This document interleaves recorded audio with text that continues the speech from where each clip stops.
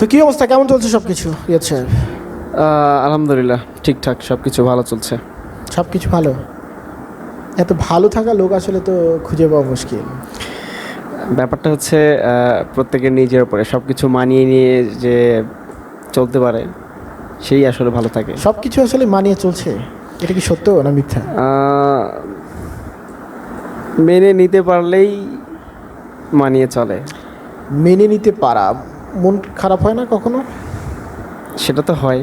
তার মানে মানিয়ে নিতে পারাটা যে কথা, একটু সেটা সত্য না। কষ্টকর তবে মানিয়ে নেওয়া যায়। মানিয়ে নেওয়া যায়, কষ্ট হয়, তার মানে মানিয়ে নেওয়াটা সেটা ইনফোর্সড একটা কাজ। হ্যাঁ, ওকে, তার মানে মানিয়ে নিয়ে চলছে সব কিছু। মানিয়ে নিয়েই সব কিছু চলছে, এমনটাই বলা যায়। তারপরে বয়স মোটামুটি এখন 20 বছর। 25 অ্যারাউন্ড 25। তার মানে 25 বছরের অভিজ্ঞতা তুমি অলরেডি সঞ্চয় করে ফেলেছো। বলো, 25 বছরে কি শিখেছো তুমি? 25 বছরে আসলে কি শিখলাম, এভাবে কখনো ভাবা হয়নি যে আসলে 25 বছরে কি শিখলাম। তবে বিষয়টা ইন্টারেস্টিং। 25 বছরের একটি অংশ ছিল ছেলেবেলাটা কেমন ছিল? কেমন ছিল? হইচই উল্লাস, সবার তো একই থাকে। বাবা তোমার মায়ের আলাদাভাবে সেটা তো- পিছনে ছুটে চলা। না, ব্যতিক্রম কিছু না, প্রত্যেকেরই ব্যাপারটা এমনই থাকে। আচ্ছা, এই যে ব্যতিক্রমহীনতার মধ্যেও কিছু ব্যতিক্রমী ব্যাপার মাথার মধ্যে আসলে থেকে যায় প্রত্যেকের। ছোটোবেলার মধ্যে খুব সাধারণ কিছু ঘটনাও আসলে তার মস্তিষ্কে সেভ হয়ে যায়। কোনো একটা ঘটনা খুব সাধারণ, কিন্তু এই ব্যাপারটাও মানুষকে মাঝে মাঝে আন্দোলিত করে, মাঝে মাঝে তার অতীতে ফেরত নিয়ে যায়। তোমার কি এরকম কোনো ঘটনা আছে?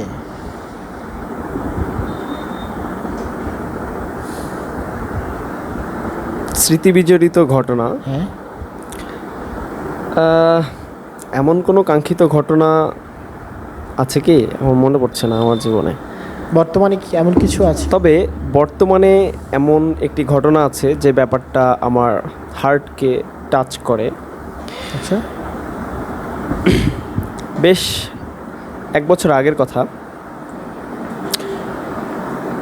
আমি চিনি এমন একজন ব্যক্তি, তার পরিবারের সাথে ঘটে।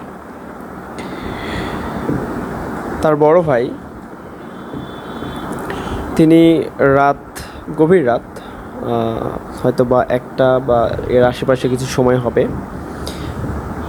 তার ব্যক্তিগত কিছু কাজের জন্য তিনি রুম থেকে বের হয়েছিলেন। কিন্তু অনাকাঙ্ক্ষিতভাবেই তিনি আর তার রুমে ফিরে যায়নি। কোথায় গেলেন? সকালে তার পরিবারের মানুষজন তাকে তার উঠানে আঙ্গিনায় মৃত অবস্থায় দেখে। আচ্ছা, কিন্তু তারা এটা গেস্ট করতে পারেনি যে আসলে বিষয়টা কি হয়েছিল। সুইসাইড কেস ছিল এটা? সুইসাইড কেসও ছিল না, বা হার্ট অ্যাটাক বা অন্য কোনো অসুস্থতার মধ্যে দিয়েও তিনি যাচ্ছিলেন না। মানে এটা ভৌতিক ব্যাপার। হ্যাঁ, মানে কিছু দেখেছি, আতঙ্কিত হয়ে গেছে। হ্যাঁ, এমন হতে পারে। হতে পারে। তো এরই কিছু সময়ের মধ্যে তার এক ভাতিজা স্মার্টফোন কিনে নেওয়ার জন্যে বাড়িতে একটু উত্তেজিত হয়ে যায় এবং শাসনের এক পর্যায়ে তাকে হয়তো একটু কঠিন শাসন করা হয় বা একটু বেশি বকাবকি করা হয়, যেটা তার ইমোশনকে টাচ করে। বয়স কেমন হবে? বয়সটা হয়তো বা 14-15 এরকম। আচ্ছা, তো ইমোশনের বয়স। সে তেমন কিছু না ভেবেই সুইসাইড করে নিল। Suicide case. ও, সুইসাইড কিভাবে করে? সে গলায় দড়ি দিয়েছিল। ওকে। ঘরের ভেতরে গিয়ে রুমের দরজা বন্ধ করে, আর সে সময়ে সবাই মানে পরিবারের লোকজন, বাবা মা একটু ওর উপর উত্তেজিত ছিল, রাগান্বিত ছিল, সেজন্য সে ঘরের ভেতরে গিয়ে কী করছে এটা তারা ধারণা করেনি। ভাতিজা বলতে যে মারা গেল তারই ছেলে? যে মারা গেল তার ছেলে না, তার আরেক ভাইয়ের ছেলে। আচ্ছা, ওকে। তো নিয়ার মানে গতকালের ঘটনা, ওনার বাচ্চা 3 বছর বয়স নানির বাড়িতে বেড়াতে গিয়েছিল। তো ছোট বাচ্চা, বাড়ির পাশে ছোট রাস্তা আছে যেখান দিয়ে ছোটোখাটো যানবাহন চলাচল করে। তো বাড়ির পাশের রাস্তায় সে দৌড়াদৌড়ি করছিল। এমন সময় বিল্ডিংয়ের যে ইট ব্যবহার হয় সেই ইট বহনকারী একটা গাড়ি ওই রাস্তা দিয়ে যাচ্ছিল আচ্ছা। এবং ওই বাচ্চাটার গায়ের ওপর দিয়ে চলে যায়, মানে বাচ্চাটাকে ধাক্কা দেয় এবং তার শরীরের ওপর দিয়ে চলে যায়। এতে তার শরীরের একটা অংশ, হাত এবং পা, খুবই মর্মান্তিকভাবে সেই রাস্তাতেই পড়ে থাকে, মানে শরীর থেকে আলাদা হয়ে গেছে। আচ্ছা, বাচ্চা কি জীবিত আছে? তো শেষ করছি, এমন অবস্থায় তার রাস্তার আশেপাশের মানুষ যারা এই ঘটনার সম্মুখীন, তারা বাচ্চাটাকে মানে হইচই প্রবল একটা অবস্থা, সেখান থেকে তার যে আত্মীয় স্বজন তাদেরকে জানানো হয় এবং তারা আসে এবং খুবই দ্রুততার সাথে তাকে আমাদের কাছে রাজশাহী যে হাসপাতাল, সেই রাজশাহী হাসপাতালে নিয়ে আসা হয় এবং দীর্ঘক্ষণ আইসিইউতে ডাক্তাররা তাকে ট্রিটমেন্ট করে, তার চিকিৎসা করে এবং তার যে হাত এবং পা ওখানে ব্যান্ডেজ করে রাখা হয়। অনেক রক্তের দরকার হয়। রক্তগুলো ম্যানেজ করার পরে ডাক্তারদের খুবই ভালো চিকিৎসার কারণে এবং খুবই কেয়ারফুল চিকিৎসার কারণে সে এখনও পর্যন্ত জীবিত আছে। তবে ব্যাপারটাকে যদি ভাবা যায় তাহলেই গায়ের লোম দাঁড়িয়ে যায়, শিউরে ওঠে। তার মানে তোমার সেই পরিচিত ব্যক্তি, তার জীবনের উপর দিয়ে বয়ে যাচ্ছে একটার পর একটা ঝড়। হ্যাঁ, এমনটা বলা যায়। আসলে এই ঝড়গুলো কিন্তু এক ধরনের বা অন্যভাবে ব্যবহার করা যেতে পারে। আমি তোমাকে একটা উদাহরণ দিই। আমি মাঝে মাঝে যেটা করি সেটা মেডিকেলের খুবই মানে কতগুলো ওয়ার্ড থাকে না, যেখানে একটার পর একটা মানুষ মারা যায়। তো আমি আমার মন খারাপ হলে মাঝে মাঝে ওই ওয়ার্ডগুলোতে চলে যাই এবং আমার চোখের সামনে মানুষগুলোকে যাদেরকে দেখি, ধরো হতে পারে যে কার্ডিওলজি বিভাগ, হৃদরোগ বিভাগ, এখানে তুমি যদি যাও দেখতে পাবে যে আসলে একটা দিনের মধ্যে হয়তো 5টা 6টা 7টা 8টা 10টা 15টা 20টা মানুষ মারা যাচ্ছে হঠাৎ। ইভেন আমার দেখা এরকম ছিল একটা ঘটনা যে আমি আমার পরিচিত একজনকে নিয়ে গেছিলাম, সেখানে ছিলাম।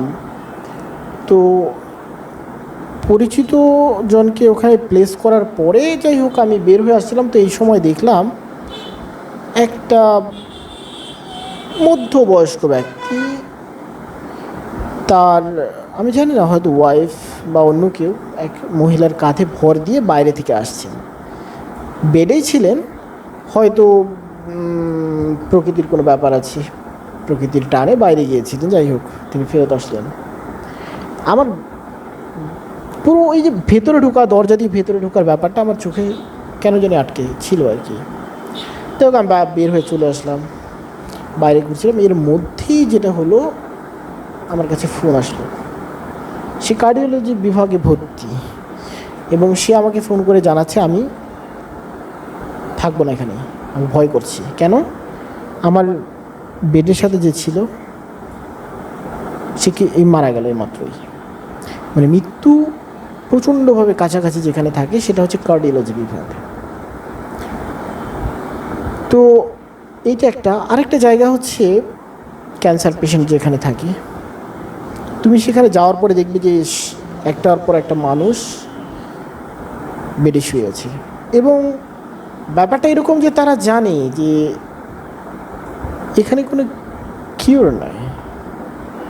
তারা মেডিকেলে আছে, হয়তো সাময়িক একটা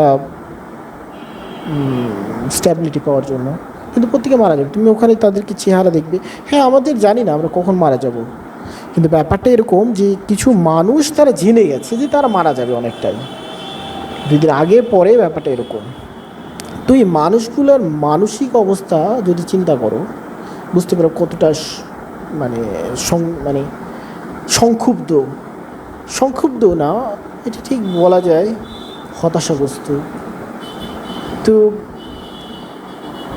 ভীত, মৃত্যু, নতুন জগৎকে এমব্রেস করার একটা মানে ভয়, তো এই সমস্ত কিছু তাদের মধ্যে থাকে। তো তুমি যদি প্রচণ্ড কষ্টের ভেতরে কখনো থাকো, I can suggest you, go there, observe these people, and I swear you will obviously get the remedy.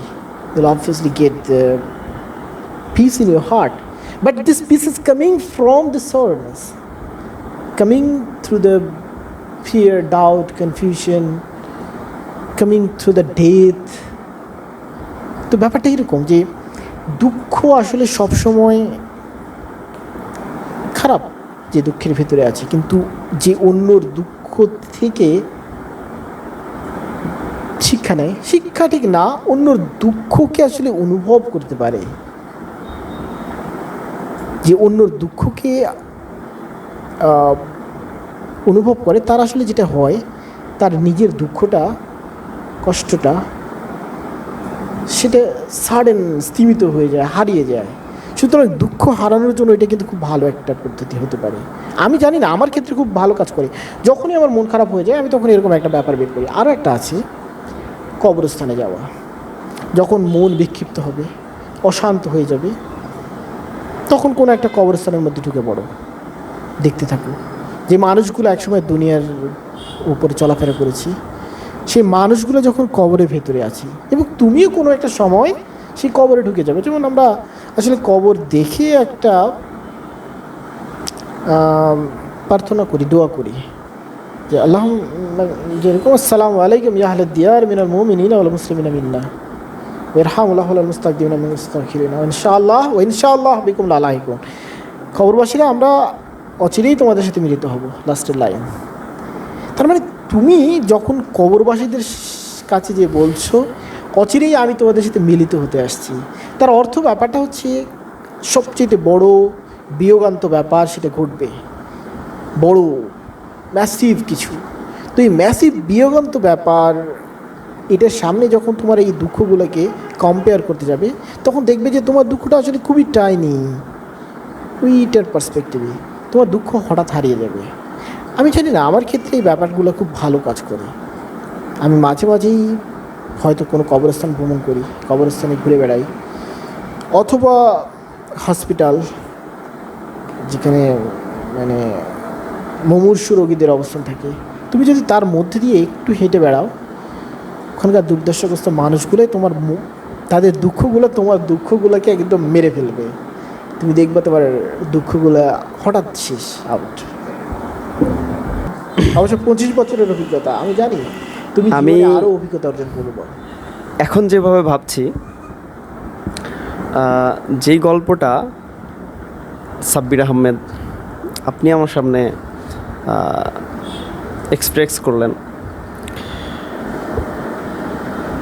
এটা হতে পারে জীবনের অন্যতম একটা বড় শিক্ষা।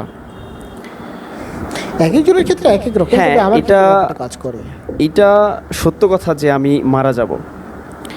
আমি শুরুতে একটি কথা বলেছিলাম যে মেনে নিতে পারাটা কষ্টকর, তবে মানিয়ে নিতে হয়। যদি আমাদের যে দুঃখ কষ্ট আমাদের জীবনে যেগুলো আসে, সেগুলো আসার পর আমি যদি এইভাবে চিন্তা করি যে একজন মুমূর্ষু রোগী যে অবস্থায় আছে, তার জায়গা থেকে আমার দুঃখটা আসলে কতটুকু, বা যদি চিন্তা করি এরকমভাবে, যার